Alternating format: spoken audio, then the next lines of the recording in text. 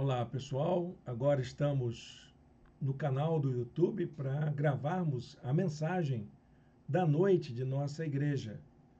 Nós estamos seguindo uma série de reflexões sobre os princípios para a gente elaborar uma teologia do cuidado. E o princípio dessa série está exatamente no título dela, Crer para Cuidar. Cheguei a pensar no título, Crer é Cuidar, porque esse é o objetivo da fé. Nós cremos exatamente para a gente poder estabelecer uma relação, uma ordem na nossa vida, a fim de que a gente possa colocar em prática os valores, os princípios que nós acreditamos serem importantes para uma vida saudável, uma vida feliz, uma vida de acordo com os propósitos de Deus. E nós já estamos na terceira mensagem dessa série. Nós já falamos sobre a questão do diálogo que a fé desperta. A fé desperta um diálogo aberto com o mundo. Gosto muito da frase de Jürgen Moltmann, que diz que espera-se que de cristãos, principalmente teólogos, saibam dialogar. Nós precisamos estar abertos a nos tornarmos pessoas melhores no mundo, não pessoas fechadas, não pessoas que estejam vivendo no mundo isolado, mas abertos a gente poder ajudar uns aos outros, cuidarmos uns dos outros, porque os nossos problemas, apesar de nossas diferenças, são sempre os mesmos. A segunda mensagem, nós falamos sobre a questão do ecumenismo, porque, embora a ideia do ecumenismo seja sempre vista com alguma suspeita, por causa da impressão que se tem de aproximação das instituições religiosas, o que nos aproxima uns dos outros é a fé. Nós, e enfatizamos muito isso, nós seguimos um só Cristo, pertencemos a um só reino e somos movidos por um só Espírito. E é isso que nos une, é isso que nos faz povo de Deus, independente das nossas identidades. E hoje gostaria de encerrar essa série falando de uma crise que a humanidade atravessa, que é provocada pela própria escolha humana, pela maneira humana que a humanidade escolheu para cuidar de suas necessidades, que é a partir do princípio de acumulação, o princípio de exploração da natureza e do outro. Como que a gente pode fazer isso? E eu vou usar como tema da nossa mensagem nesta noite o tema que já virou jargão nos discursos sobre o cuidado com o meio ambiente, que é a ideia de uma conversão ecológica. E eu quero falar sobre essa conversão ecológica dentro de uma perspectiva profética. Por isso que nós vamos recorrer ao profeta Isaías. Quero convidar você a acompanhar comigo a leitura do texto bíblico no capítulo 24 de Isaías, versículo de número 3. Isaías 24, verso 3. Diz a palavra de Deus assim: a terra será completamente arrasada e totalmente saqueada. Quem falou esta palavra foi o Senhor. Olha que palavra difícil, dura, que Isaías está dando para o povo. Olha que profecia trágica que Isaías está dando 800 anos antes de Cristo. Ele está dizendo já naquela época que alguma coisa muito ruim iria acontecer com a natureza, com o meio ambiente, com a terra ocupada pelas pessoas, consequência das escolhas que os habitantes da terra, dos moradores da terra tinham feito. E isso seria inevitável, porque o próprio Deus está dizendo, vai acontecer isso. Essa terra vai ficar arrasada e totalmente saqueada. O princípio da nossa reflexão nesta noite é o fato de que a construção de uma teologia do cuidado implica em mudanças nas nossas atitudes. Digo mais, uma mudança que seja radical, uma mudança que nos leve a ter uma nova mentalidade a respeito da nossa maneira de compreender a vida, as nossas relações, as nossas necessidades, os meios que nós conseguimos, os recursos para a nossa vivência no mundo. O texto de Isaías, capítulo 24, é um dos textos proféticos mais intrigantes no que diz respeito ao cuidado com a criação. E nós vamos fazer aqui, nesta nossa reflexão, uma exposição desse capítulo 24 como um reflexo daquilo que nós podemos fazer para nós termos uma teologia que nos leve a cuidar da criação. O primeiro versículo desse trecho diz assim: atenção, o Senhor vai arrasar a terra e fazê-la virar um deserto. Aquele lugar onde havia tanta vitalidade, tanta pluralidade de vida, tanta diversidade de vida, iria se tornar um território inerte, um território sem vida. A mensagem bíblica lança um alerta poético do risco que está diante de toda a humanidade. A natureza, que é cheia de vida, está se tornando um deserto estéril. Esse texto de Isaías 24, ele faz parte de um conjunto maior de profecias, que vai do capítulo 24 até o capítulo 27 do profeta Isaías. Ele é chamado de o Apocalipse de Isaías, ou um pequeno Apocalipse.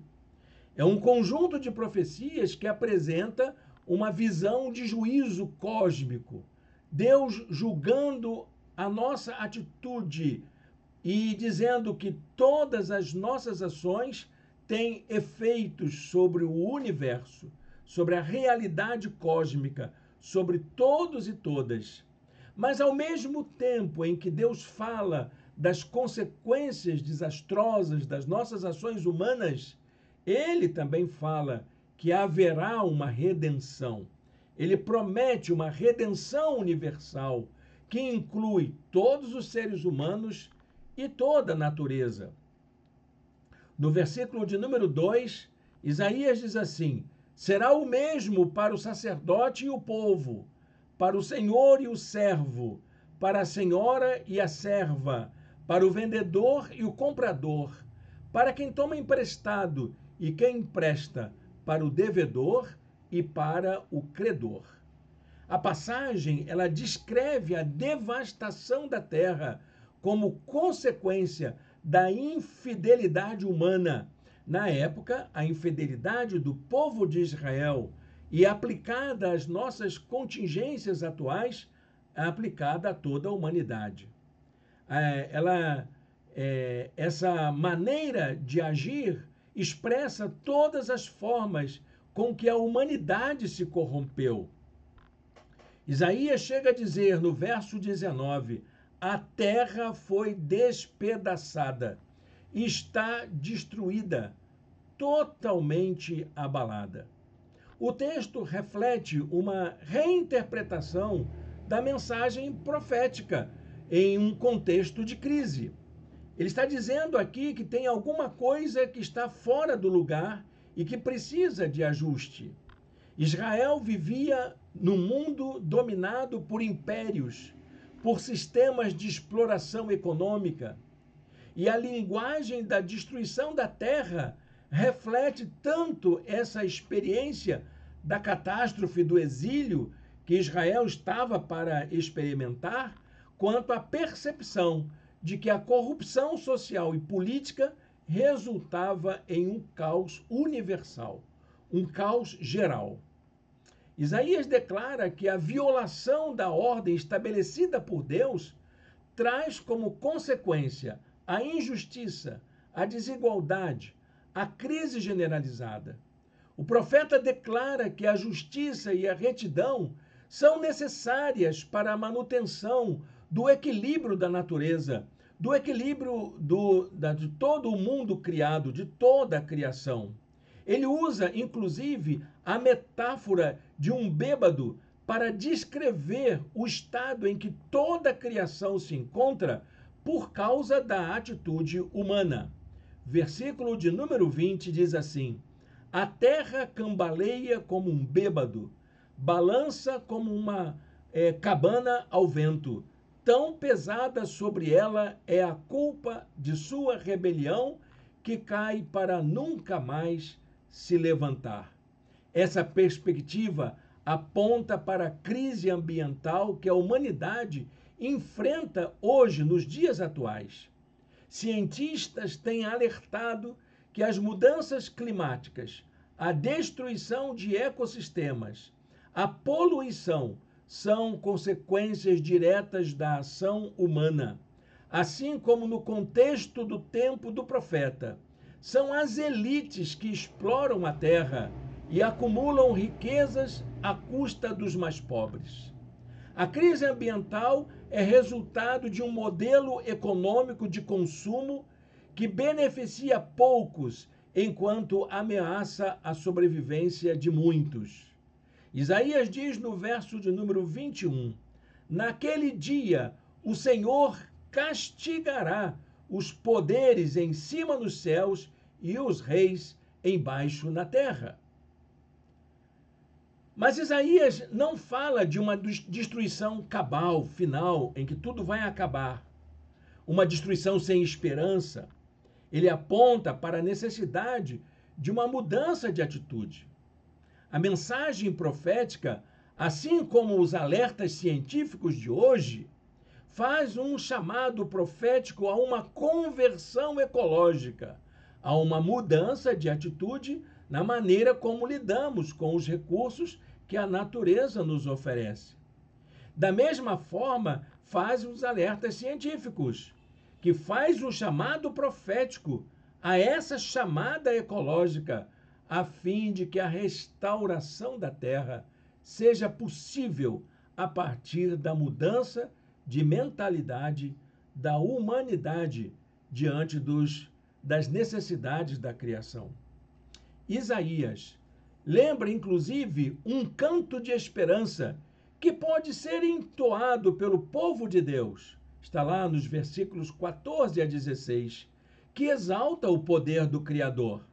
Mas Isaías, no final desse canto, lembra que a maneira como cuidamos da criação destoa desse objetivo da adoração, dessa mensagem de adoração. Parece que a gente canta uma coisa e vive outra completamente diferente. Ao final do canto, no verso 16, Isaías diz: que desgraça! Que desgraça! Ai de mim! Os traidores traem, os traidores agem traiçoeiramente. Eu queria pensar com você aqui, meu irmão, minha irmã, sobre maneiras da gente clamar por mudança, ou pelo menos a gente se mobilizar para produzir sinais de transformação dessa realidade que o mundo enfrenta. O primeiro sinal é o fato de que a criação já deu sinais antes da gente, sinais de que ela está em seu limite. Cientistas alertam para o fato de que a humanidade, de um modo geral, tem chegado a um ponto de não retorno em relação ao risco climático e à destruição dos ecossistemas. Tudo que se perdeu já não vai se recuperar mais. A vida no planeta está em risco. E dentre esses riscos está também a vida humana. Pela primeira vez na história da humanidade, nós nos encontramos diante de um risco real de extinção, alertam os cientistas. Isaías fala algo parecido com isso. Ele diz que a terra seca-se e murcha, o mundo definha e murcha, definham os nobres da terra. Isaías 24, verso 4.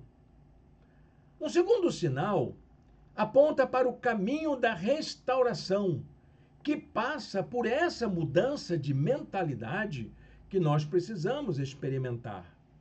Somente uma mudança radical em nossas relações permitirá uma solução para a atual crise climática e ambiental que a natureza atravessa. A humanidade precisa rever a maneira como são realizadas as relações de poder, as relações de produção e até as nossas relações de consumo. O que podemos chamar de um pecado ecológico humano tem a ver com essas práticas de injustiça social que produz desigualdade nas relações de poder, nas relações de produção e também nas relações de consumo. Elas são marcadas por essa injustiça que acomete principalmente as classes mais elevadas. Isaías diz: a terra está contaminada pelos seus habitantes, porque desobedeceram as leis, violaram os decretos e quebraram a aliança eterna. A humanidade deixou de cumprir com o seu propósito de ser cuidadora da natureza para se tornar uma consumidora, uma exploradora, uma destruidora da natureza. E o terceiro sinal é o passo que a gente pode dar. Esse primeiro passo que todo mundo pode dar para a mudança de mentalidade, que é o arrependimento. A palavra profética chama a humanidade inteira a um arrependimento. Nós precisamos reconhecer que a atual crise ambiental é consequência da maneira como consumimos e como acumulamos riqueza. Precisamos rever a maneira como lidamos com as nossas necessidades, o modo como descartamos nossos resíduos e até as escolhas que fazemos em relação ao nosso bem-estar. Isaías diz que a causa da maldição que recai sobre nós é aquilo que está consumindo a terra. Isaías 24, versículo de número 6. Por isso, a maldição consome a terra, o seu povo é culpado. Nós somos responsáveis pela maneira como lidamos com o nosso consumo, com os nossos descartes e até mesmo com nossas relações de desigualdade no mundo. Somos responsáveis por isso. Para concluir essa palavra, eu quero lembrar uma realidade que diz respeito à nossa fé.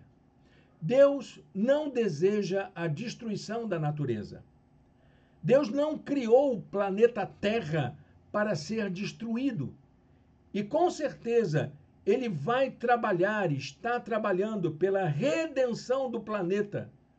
E com a redenção do planeta, para a realização de sua justiça para com toda a criação.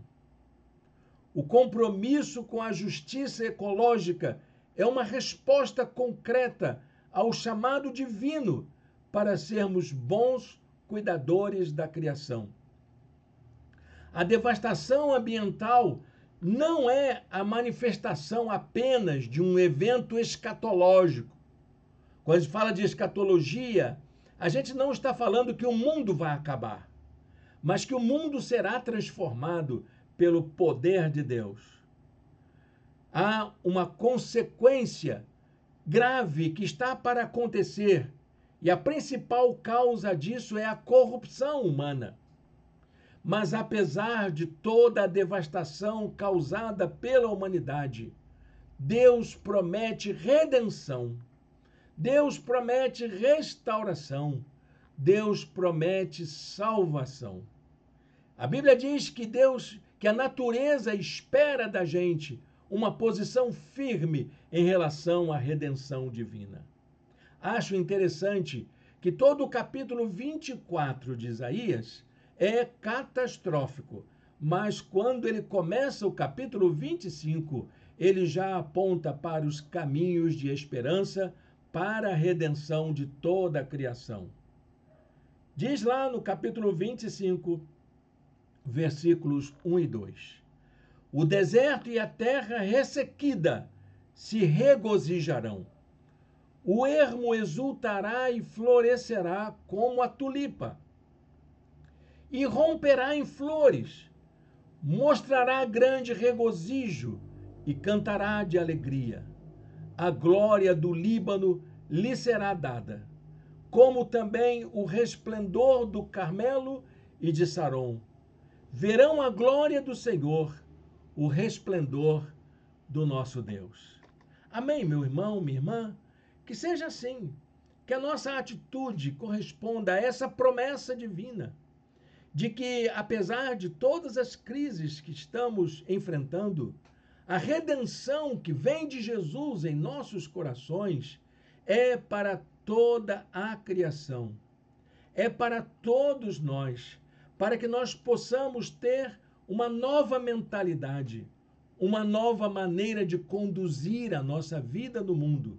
E isso implica uma nova maneira de consumir, uma nova maneira de descartar nossos resíduos, uma nova maneira de tratar com as nossas necessidades existenciais, uma nova maneira de estabelecermos nossas relações de poder, uma nova maneira também de nós estabelecermos novas formas de produção para que nós possamos encontrar a satisfação de nossas necessidades sem agredir o ambiente. É uma tarefa difícil, uma tarefa gigantesca, mas olha, meus irmãos e minhas irmãs, tem muita gente pensando sobre isso. Tudo que nós precisamos fazer como pessoas é fazer uma virada, fazer essa guinada na nossa vida pessoal. Começarmos a mudar os nossos hábitos hoje, para que a gente possa ser uma bênção para toda a criação. Convido você a fechar os seus olhos e a orar ao Senhor e a pedir a direção de Deus, também pedir encorajamento para que você seja o começo dessa grande conversão ecológica. Não só você, mas eu também, todos nós aqui, sejamos movidos por um mesmo espírito para que possamos promover um sinal de que é possível mudar essa realidade do mundo através do esforço de todos aqueles que têm o temor de Deus no seu coração, que creem na promessa divina, que aceitaram Jesus como Salvador de suas vidas, como o Redentor da criação, e que isso seja uma realidade para todos nós. Feche seus olhos, fale com Deus. Senhor Deus, eterno Pai, muito obrigado por esta palavra nesta noite. Dá, ó Deus, a nós a visão do que nós podemos fazer. Dá-nos força, dá-nos coragem, dá-nos entendimento e sabedoria para tomarmos decisões adequadas no nosso viver diário, para que uma nova mentalidade de consumo, de exploração, de relações e até mesmo de descarte dos nossos resíduos façam parte da nossa realidade. Guarda, ó Deus, para que o teu povo seja o iniciador de um grande movimento para a restauração desse planeta sofrido, que está sofrendo com a própria ação humana sobre a criação, sobre a natureza. Dá-nos a tua bênção, nós te oramos em nome de Jesus. Amém. Amém, meu irmão, minha irmã. Prazer estar com você. Quero convidar você a estar conosco em uma de nossas reuniões. Domingo que vem é o domingo de carnaval, então nós não teremos reunião no nosso espaço. Será uma reunião virtual, a mensagem será gravada e apresentada aqui no nosso canal. Mas no domingo seguinte estaremos de volta com a celebração da Ceia do Senhor em nosso espaço. Convido você, convido sua família a estar conosco. Deus o abençoe, Um bom restinho de domingo para a glória do nosso Deus.